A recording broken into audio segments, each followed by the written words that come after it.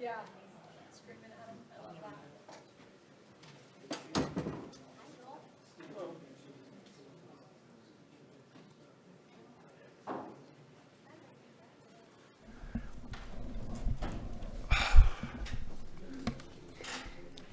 When's the next meeting? 27th?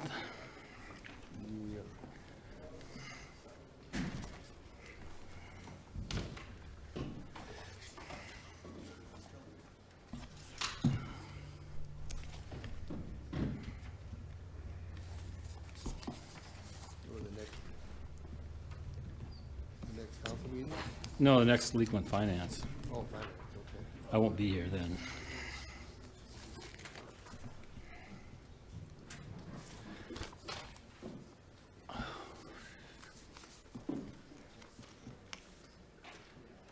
This is something I want to bring up at the next legal and finance meeting.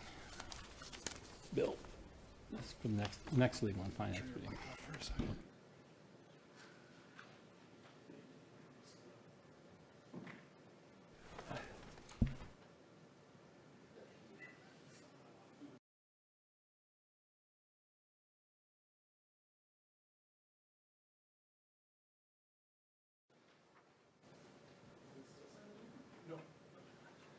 Thank you.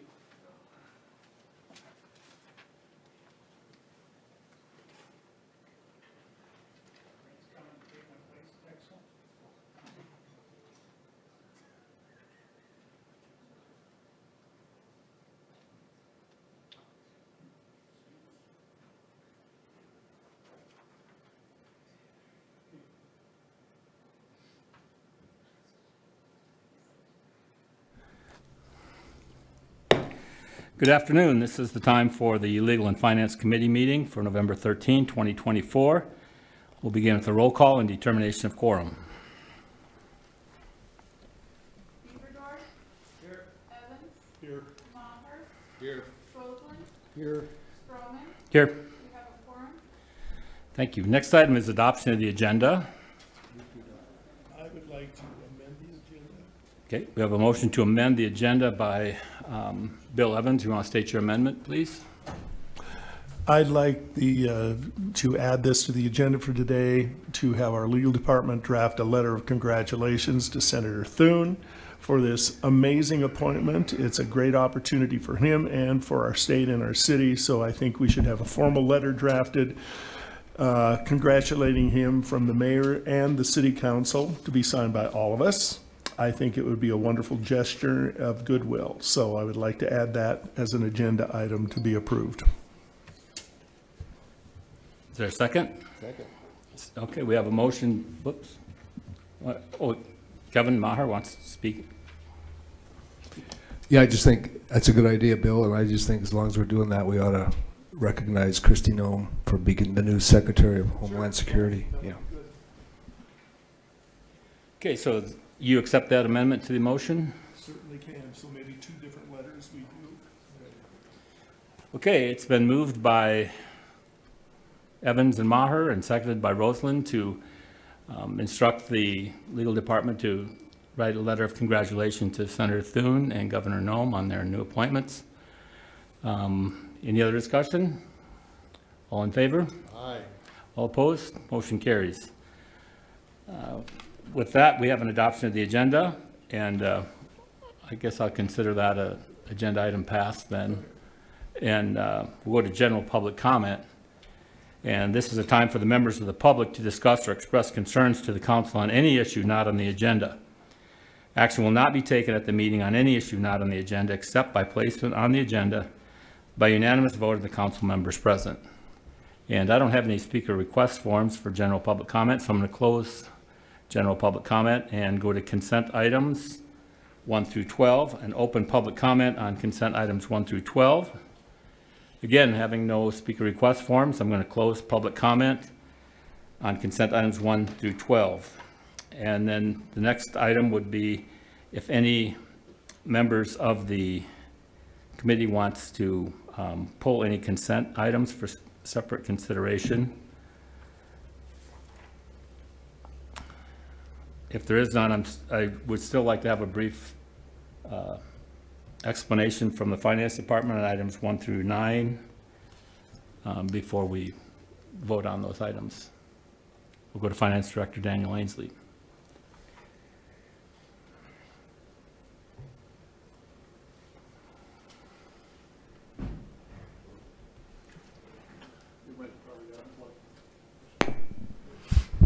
Thank you, Mr. Chair. Item number 2 is simply some additional volunteers that we have in our RSVP program, as well as our library. They are just listed so that they are covered under our workman's comp coverage. Item number 3 are 2 abatements for property taxes that are being requested by the county. There was some minor clerical errors at the county that they would like to abate the property taxes on that. Item number 4 is a resolution that levies the costs that were associated with some sidewalk work that was performed on 3 properties, I believe. And then item number 5, again, was coming from our code enforcement division, levying some assessments on some properties that had various nuisances that were abated. Item number 6, we would ask that you would continue that to the December 2nd council meeting. There's some additional fees that were transposed or inadvertently skipped from a couple of the departments. So we just want to make sure that it's fully cleaned up for your next council meeting. Item number 7 is an agreement between the city, West River Electric Association, and the Black Hills Electric Cooperative. That's in regards to the gross receipt tax that is included for those 2 entities, and that would be retaining the tax rate at 1%. According to statute, it can be anywhere from 0 to 2%. This would keep it at the 1%, which is what has been requested of the city. There is some discussion about what it would be in the future.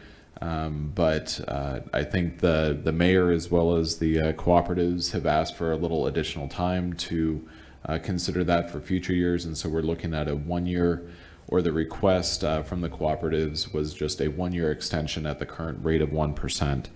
And then items 8 and 9 are 2 grant programs that we have had for several years. It is the Project Safe Neighborhoods. These grants go to pay for 1 detective that works to ensure that when there is a crime that is committed, a gun crime, that they are able to be prosecuted under federal requirements, so that those individuals that are truly responsible for heinous crimes, that they're able to be locked up in federal penitentiary. And this does pay for the detective that works that. If you have any further questions. Any questions from the committee? Okay, with the exception of continuing 6 to... Okay. So we got a motion by Bieberdorf to approve items 2 through 9 with the exception of number 6, that be continued to the December 2nd council meeting, and we have a second by Maher. All in favor? Aye. All opposed? Motion carries. Next item is community development. Vicki Fisher, Community Development Director. Thank you, Mr. Chair. This item is in regards to a condemned property, 104 East College Street. It was previously condemned. We were actually getting ready to demolish the building when, thankfully, Jennifer Utter in the city attorney's office noticed that there was a tax deed and quiet title action that had been imposed on the property. As a result of that, Jennifer's put a lot of work in with those new owners to secure an opportunity for the city to save about $14,000 in abatement fees. With your permission, Mr. Chair, Jennifer Utter could give us a little background and explain the stipulation that she's bringing forward for the city to enter into an agreement with. Sure. Jennifer? Thank you, Mr. Chair, council members. We have been working towards this stipulation for several weeks.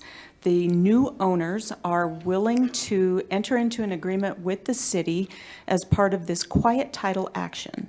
This is a routine type action that normally we don't get involved with because, as Director Fisher mentioned, we had already a condemnation order on this property. During that process, we came together to reach an agreement with regards to the resolution of that. What is the best advantage to the city with this stipulation, and it has been vetted also with not only the new owners and the plaintiffs of the quiet title action, but also with the county, because it does involve the county treasurer issuing a treasurer's deed, the tax deed process, to the tax certificate holders. And during that process, then, they are assuming responsibility for all code enforcement actions on this property. And we have reached an agreement with regards to timelines. They are also, very importantly, posting a bond for the demolition costs. And so if for whatever reason, during the course of this litigation, this property, the new owners are not able to take action, then the city will have an opportunity to draw on their bond and complete that without the city having to bear the cost of that abatement. So with that, we are just requesting authorization for the city, for me, on behalf of the city, to enter into this stipulation on this legal case so that the matter can proceed through court and the tax deed can be issued and the property cleaned up and resolved, hopefully by the end of the year. I also stand for questions. Yeah, we'll go back to Vicki Fisher. Thank you, Ms. Utter. Thank you, Jennifer. Great explanation. So in layman's terms, we have $11,000 worth of abatements outstanding on this property today. We were, in addition, going to pay a contractor about $25,000 to demolish the home. With these new owners coming in, we would waive the existing $11,000 of standing abatement, and they in turn will assume the responsibility to demolish the home. So that saves us $14,000 out of our abatement budget. And so with that, we saw this as a move in the positive direction. The surety that Jennifer references, that would be posted as a part of the stipulation so that if the house is not demolished and the basement filled in by December 31st, then we would turn around, hire a contractor, and use that surety to complete the project. We're asking for your support in this. Okay, we'll go to Bill Evans. Yeah, Pat and I just looked at a picture here. What exactly is going on there? It doesn't look like that bad of a property from the outside. Or are we looking at the wrong house, 104 East College Avenue? Good. Thank you. So the house is actually moved off the foundation. The basement is caving in, as is the building sagging. It has been deemed unsafe for habitation. There are currently no utilities on the site itself. One of the complaints from the neighbors is that some of the occupants of the structure are using the front yard as the bathroom, and there have been at times children seen staying in the home, and it is unsafe based on our building official for any habitation at this time.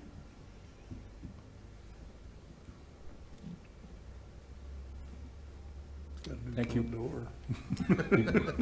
Any other questions? No, that's Okay. fine.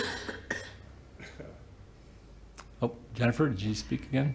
Nothing further, I'm Okay. just standing for questions. Motion by Bieberdorf and second by Roseland to approve. All in favor? All opposed? Motion carries. And the city attorney reminded me that I did not get the minutes approved before I started the meeting, so can I go back to item number 1 and get a motion? Motion by Evans and second by Roseland to approve the minutes of October 30. All in favor? All opposed? Motion carries. Next, we'll go to the fire department. And we'll see Chief Culberson. I'll take these first two, thanks, Chair. The first one is authorize the mayor and finance director to sign the agreement between us and a company named Firstdo, doing business as Firstdo. It will take over multiple pieces of our software now that we have to log into different companies and put it into one. It's the first time I've found a all-encompassing software that'll allow us to do that. Interestingly enough, all the softwares that we are using, they actually were able to garner some of those employees and made this new software from the ground up. It comes highly recommended from several other departments. We've done our due diligence and we'd like approval to continue to move forward with that. That'll take over everything from records management to investigations to our human resources parts that we do with our department. Number 12, authorization to purchase a new ambulance. Our ambulances are aging. The oldest one we have is a 2003. The highest mileaged one has got about just shy of 600,000 miles on it. These ones, but the ones that are used in town, most of them average around 250 to 300,000 miles before they are absolutely not, the chassis is not worth anything. So we're asking for approval to purchase this new one and replace one of our older ones. Thank you, Chief. Any comments from the committee? There's a motion by Bieberdorf and a second by Maher to approve 11 and 12. All in favor? Aye. All opposed? Motion carries. That brings us to the end of the consent calendar, and now we'll go on to non-consent items 13 through 15. I'm going to open public comment on the non-consent items, and having no speaker request forms, I'm going to close public comment on the non-consent items. Next, we'll go to Human Resources, Director Amber Cornella, to approve the city's pay for performance policy. Good afternoon. The pay for performance policy in front of you today is tied to a general transition in the city from a step increase and longevity-based pay structure to one of paying for performance, which means we implement employee self-evaluations, supervisory evaluations, and a ranking system that corresponds to pay increases, so people are recognized for the work that they're doing and how well they're performing that, as opposed to longevity and time in role. So the policy in front of you has kind of a broad overview of how we would administer pay for performance, more details about the specifics such as when, how, the overall process are in a standard operating procedure tied to pay for performance. This is a brand new initiative for the city. It would be in effect beginning in 2025 for AFSCME and non-union employees, and I'm happy to answer any questions or address any feedback that you have. Okay, thank you, Amber. We'll go to Bill Evans.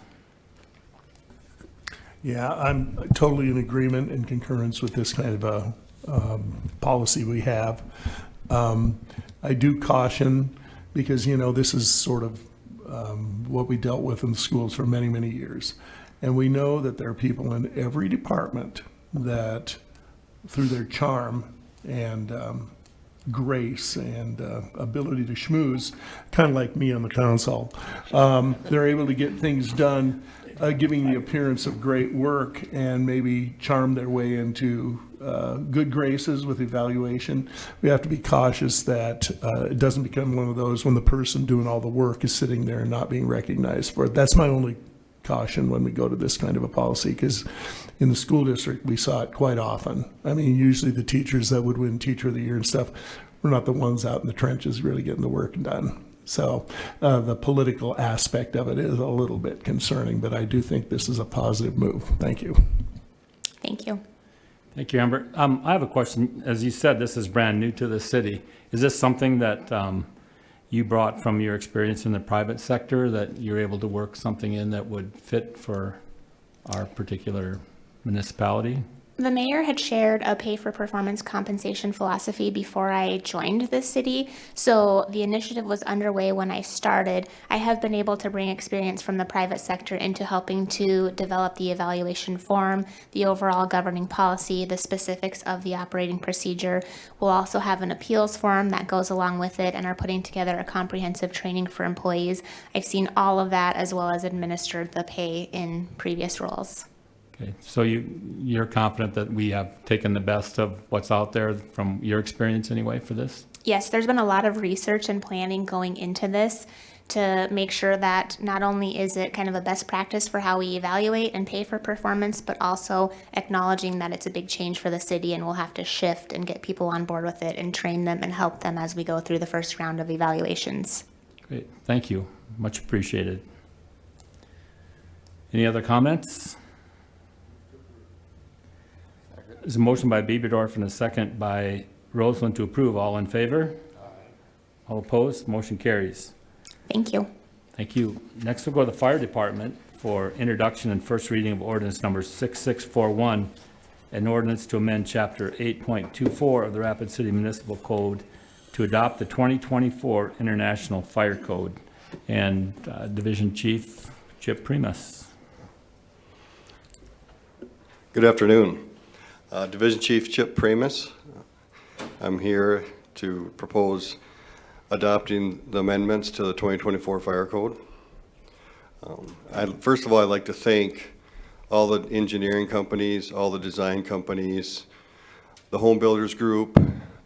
I was able to email this out to them, received great input, and actually quite a few of these amendments are on their request. And the reason why there's such a large, excuse me one second.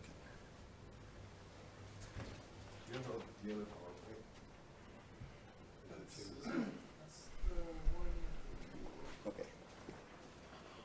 Technology. Yeah, we have a Cap C. Sorry about that. We're trying to upload the different PowerPoint. But I can continue on. We received great input from them, and they put in there. But there's a large number of amendments. Why it's so large? It's the ones that have been in place since 1997, readopted in 2004 with the 2003 code. And it's not in the right legal format. So that's why we put them all in there. So now, moving forward, the fire code, each section has its own ordinance number, so we can go in, maybe change 4 or 5 of them at a time. We don't have to do 70 of them, as you can see. Thank you.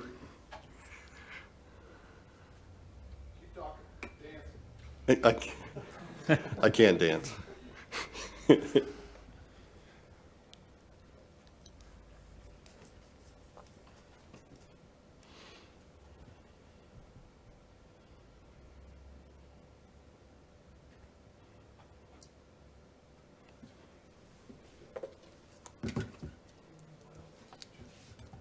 Yes, sir.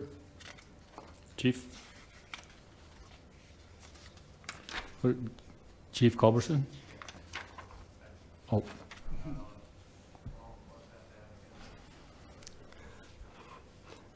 So, Okay. you got something, Chief?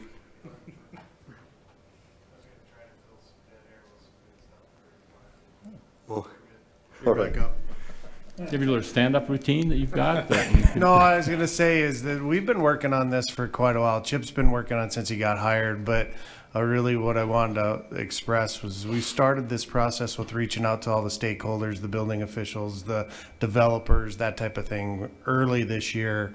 And he's gotten the amendments, got some replies back from them, and this is what you're getting now. So there's been a lot of discussion up to the point where then we reached out to all of you prior to doing this. So I'll hand it back over to Chip since we got her going again. So Thanks, Chief.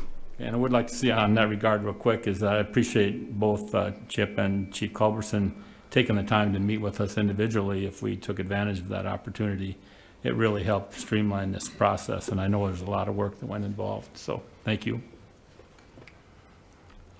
So the process was, as was talked about, the sprinkler contractors and fire alarm contractors and engineers had great input on this, and the city staff also. The amendments, like I say, have been since 1997.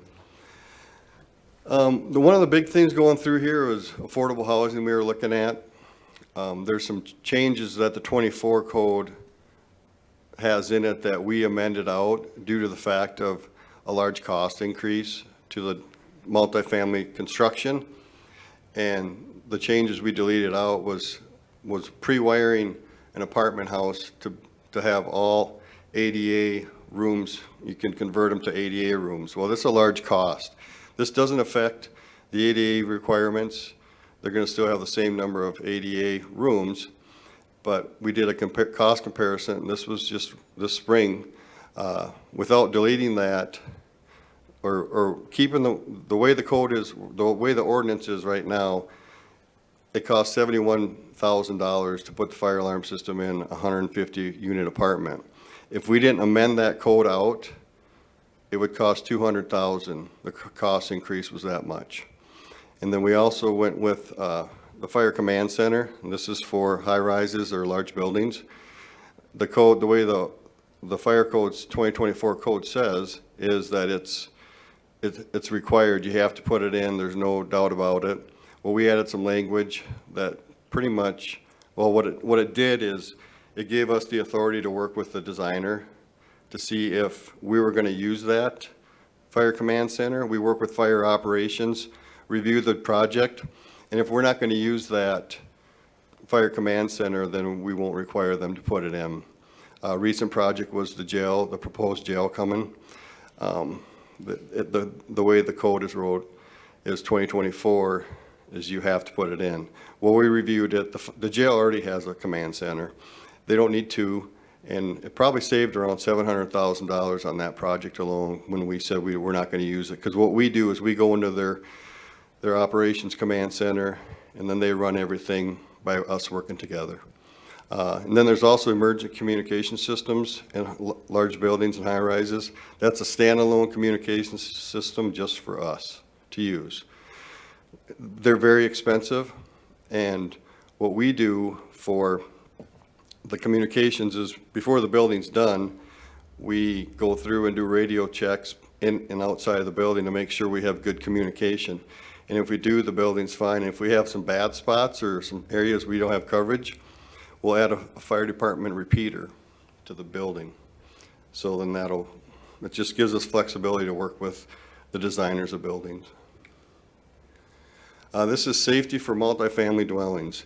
We added this ordinance on hoarding. It's not allowed in multifamily dwellings. Hoarding has become a nationwide issue that everybody's trying to deal with. And this is a safety ensure safety that hoarding doesn't happen in multifamily dwellings. And it gives us a tool to work with building operators, maintenance people, to help them enforce, to stop this from happening. Because it's a safety issue. You have more combustibles in there, which increases the fire load, which smoking, cooking, there's stuff all over. And that picture right there, that is actually from Rapid City, South Dakota, of hoarding conditions.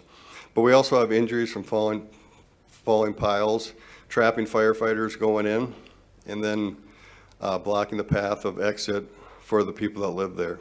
And it delays the rescue. So what we did is it's not allowed in multifamily dwellings. Powered micro mobility devices. Lithium-ion batteries have become a concern for the fire service across the country and around the world. And the 2024 code is the first code that actually deals with lithium-ion batteries.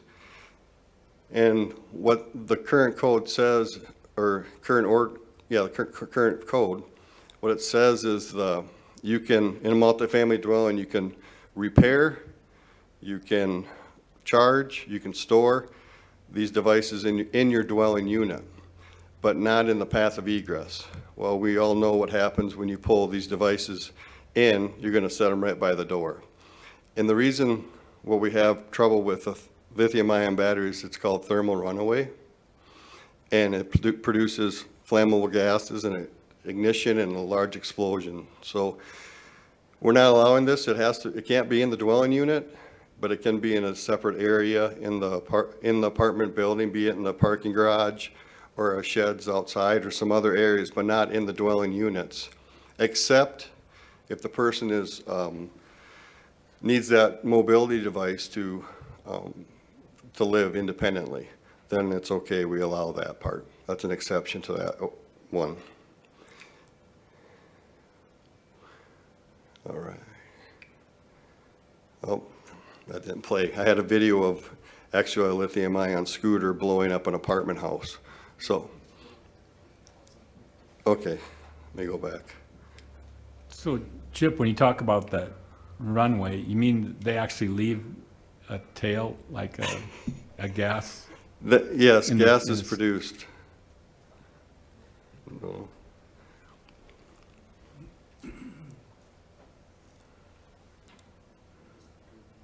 Oh, he's getting it for me, I think. Oh, okay. We'll move on.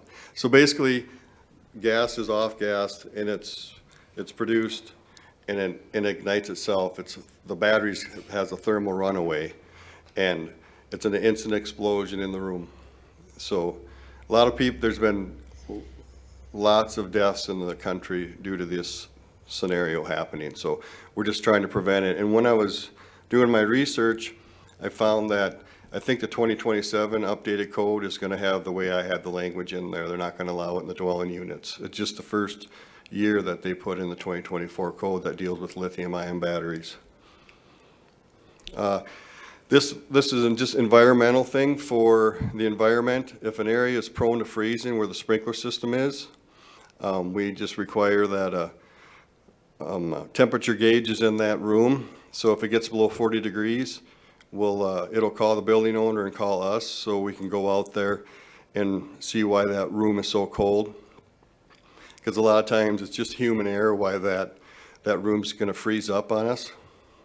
They leave no heat on or the doors left open. So we're just trying to reduce the cost for repairs, and it's very costly. Dry sprinkler systems, they're required in cold areas that might freeze up. And working with a fire sprinkler contractor, dry sprinkler systems, they have an air compressor. Well, now technology has come out with a nitrogen compressor, so it fills the system with nitrogen. So the nitrogen prohibits the rust from corrosion from happening. They don't make pipe as good as they used to. And we have a lot of corrosion problems, and pipe is rusting out. It's a very costly repair. So I ran the numbers with one of the sprinkler companies where it's most economically beneficial for a owner to install a nitrogen system, and it was 10,000 square feet. So, which then in turn with the nitrogen system, they go down from a Schedule 40 pipe to Schedule 10, and then also nitrogen systems, they can use smaller pipe in their system, so that reduces cost too. And then there's a few things that we added to the amended to the code, and it was on behest of one of the electrical engineers. And it reduces, we're trying to reduce false alarm calls for our call for services. And one of them was duct detection.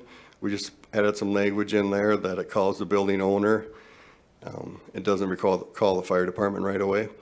If the building owner doesn't answer, then they notify the fire department and we'll go check it out. If there's another device in the room that goes off, then they call 911 and they get a hold of us and we go. And then also guiding placement with where the smoke detection goes into the apartment.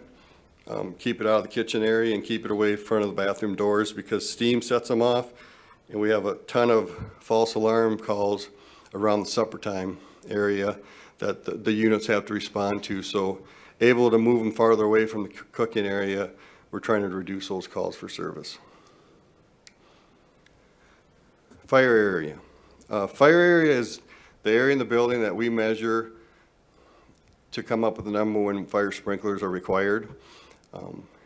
And the way the code, 2024 code is, you can put a firewall in there and reduce that fire area where fire sprinklers aren't required or the number of egresses required.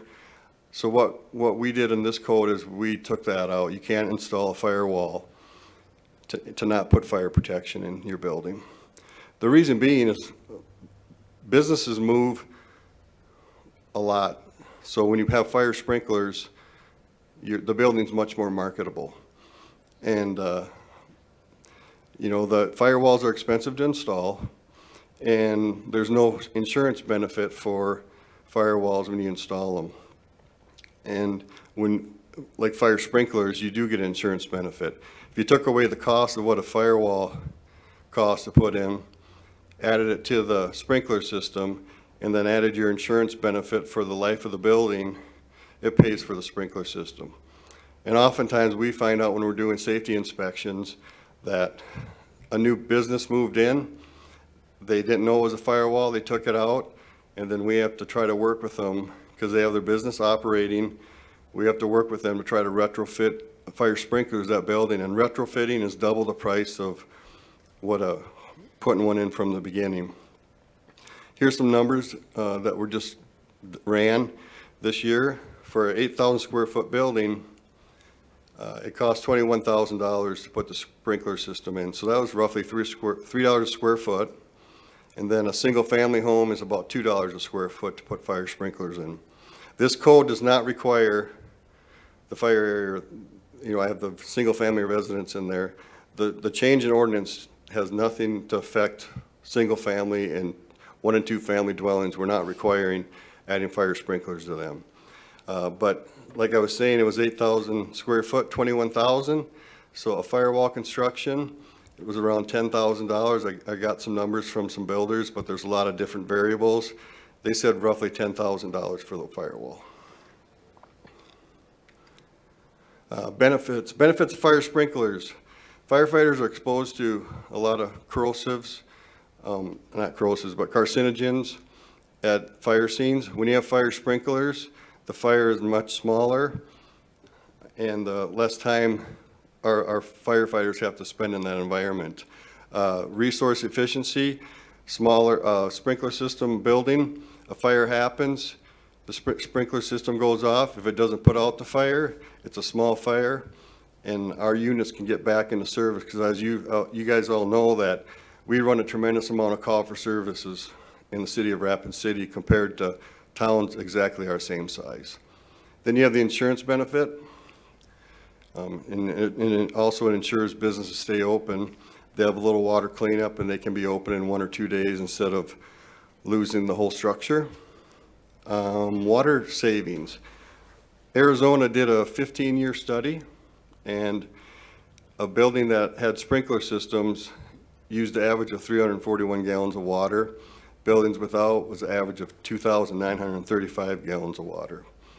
And then you also have the environmental benefit. When you have sprinkler systems, there's minimal runoff from the water, contaminated water.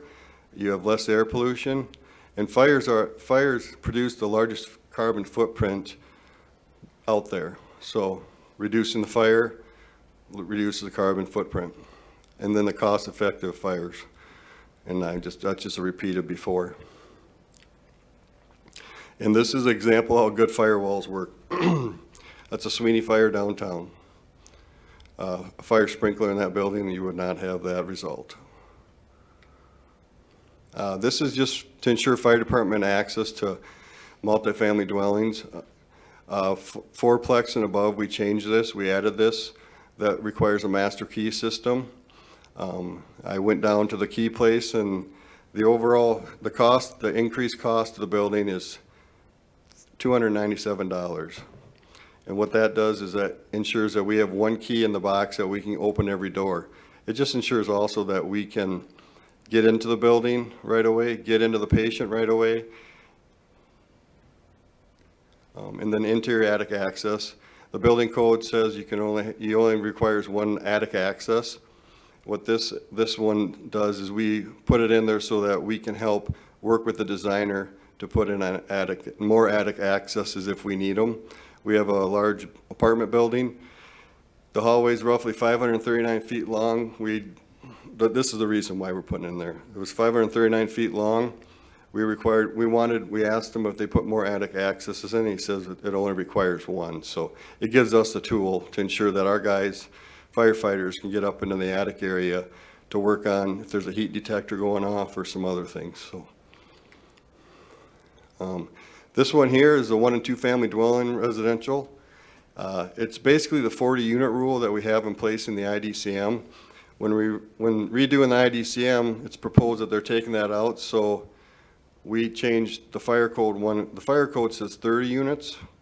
Well, we just put 40 units in there just to match what's currently in place with the IDCM. And then the 200 or more dwelling units, the fire code says even if you put fire sprinklers and everything, this is mostly with apartment buildings in one area with one access. If you put more than 200, you can't put more than 200 dwelling units in there unless you have two separate ways out, and they have to be separate. They can't be right next to each other. Well, this gives us the opportunity to work with the designer, saying we can work with the designer and ask for maybe a 30-foot driveway out to the street, so then we can ensure if there's an accident or something is happening that people can still get in and out. So it's just a tool in the toolbox. That's all I have. Thank you, and I'm here for questions. Thank you, Chief. Go to Bill Evans. Thank you. These are all fine amendments and everything. I do have one question about the very first one you talked about, the pre-wiring for ADA. I'm assuming you're talking about the visual flashers, and for people that are hearing impaired. My only concern with that is that we're maybe locking them out of the ability to have an apartment in the future. Are there wireless things now that can be retrofitted in those cases that could provide the same, kind of service that they would need to rent an apartment, but that maybe wasn't pre-wired for that kind of an alarm? Thank you.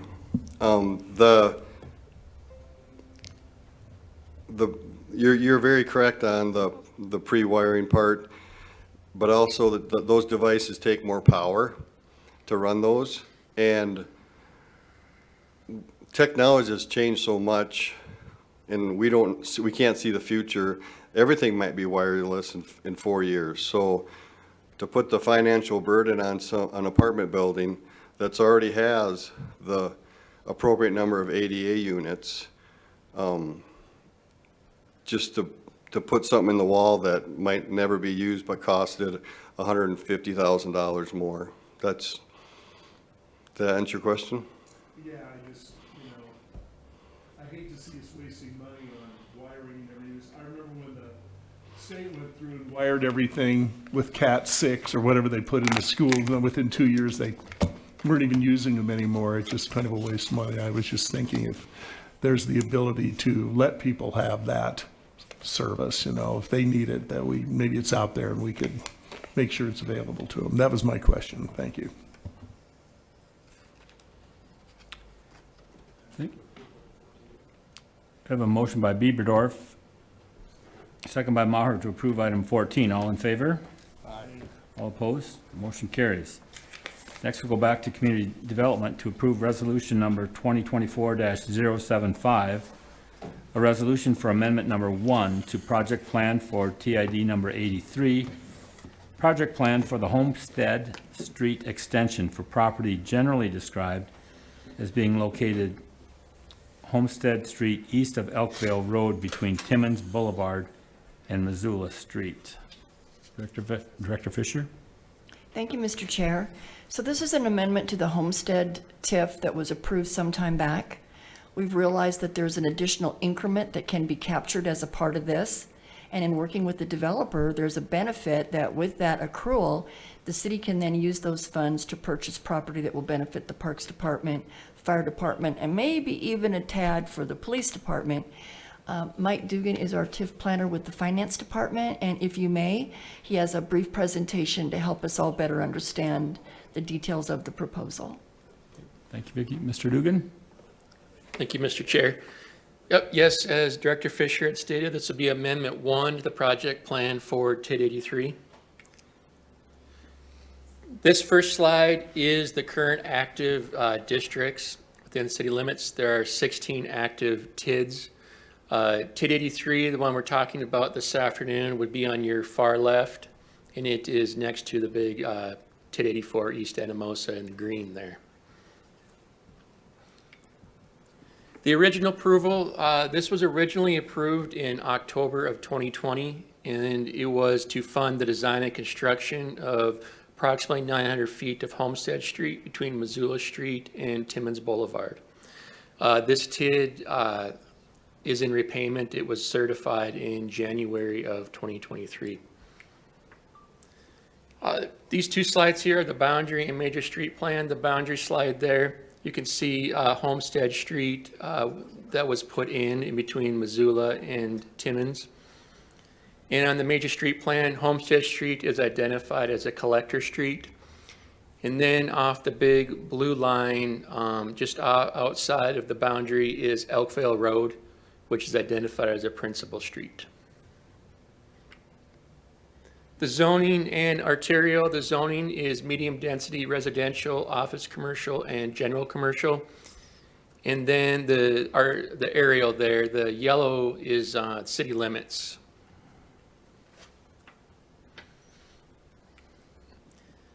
The purpose of this amendment, number one, is a 35% increase in the project cost for approximately $951,000. And then with the certification, there was unused funds that will be reallocated. So approximately $517,000 will be reallocated from the public improvements total, and approximately $318,000 will be reallocated from the other development costs, for a total reallocation amount of approximately $835,000. What those funds will be used for will be the purchase of 3 lots, the Lot 1, Block 3 in red, and then Lot 2, Block 3 in green, and Lot 3, Block 3 in green will be purchased. The purchase price of those lots is $1,185,000. What these lots, future use for the city benefit, is Lot 1, Block 3 in red will be the future fire station. And then the green, Lot 2, Block 3, and Lot 3, Block 3 will be a future city park. So there'll be funds for the city, the county inputted admin fee, application and professional fee. And then the remaining funds, the approximately $584,000, will be used to start the city park improvements.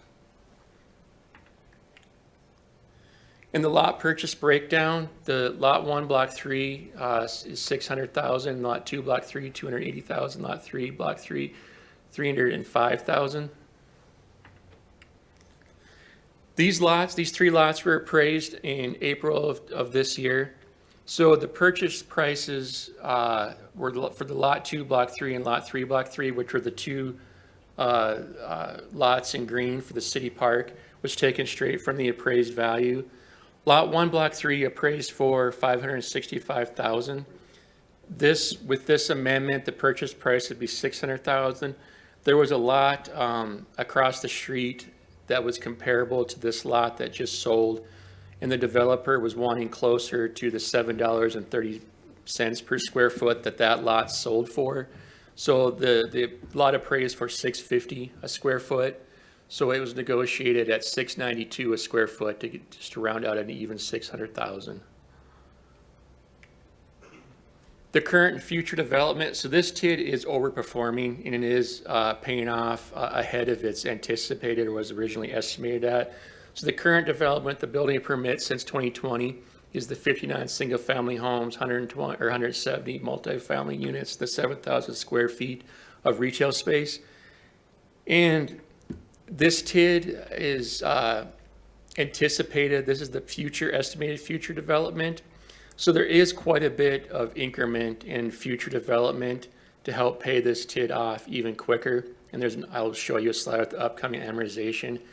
So the future idea is that will probably be proposed the first quarter of next year is either an overlapping TID or a TID will include these boundaries that might be slightly larger to include any future development that would help pay for the rest of the city park and put a pretty good chunk of funds to help with the future construction of the fire station. The city financing, so the city is proposing to finance this TID and with the amendment. So the current TID balance with the developer that's held at a private institution or outside institution, the approximate balance of that, the payoff is the $711,000. So that will be combined with the 35% increase and the reallocated funds for a total loan of the approximately 2.498 million with the interest rate of 7% fixed. So this is the updated amortization. So this TID was estimated to pay off in 2032. It is overperforming. So even with the reallocated funds and the increase in the project costs, this TID is estimated to pay off in 2029. You'll see the estimated interest of a little over $530,000. With the city financing it, the city will capture that interest cost back that can be used for other items that are needed throughout the city.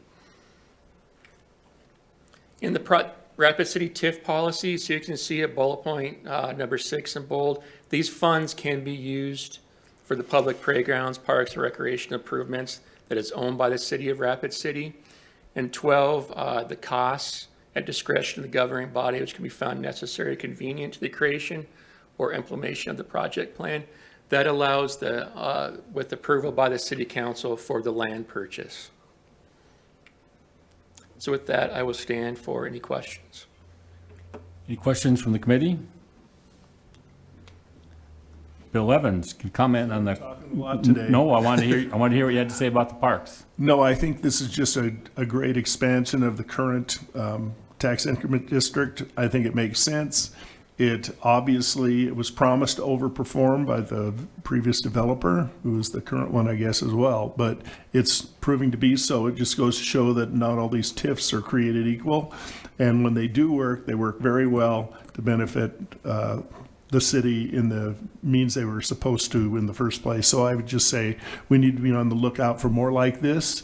And I hope we approve this and get it going, because I think this is a great way of helping the citizens and helping developers and saving us money. Thank you. Thank you. Motion by Bieberdorf and second by Maher to approve. All in favor? Aye. All opposed? Motion carries. It brings us to Alderman items. I know that today is November 13th, and this is the birthday of the mayor of Sioux Falls, so I wish him happy birthday. And he happens to have the same birthday as one of our Ward 3 councilmen, so that's how I knew that. Thank you. So, get a motion to adjourn? Motion by Evans and a second by Rosen to adjourn. All in favor? We're adjourned.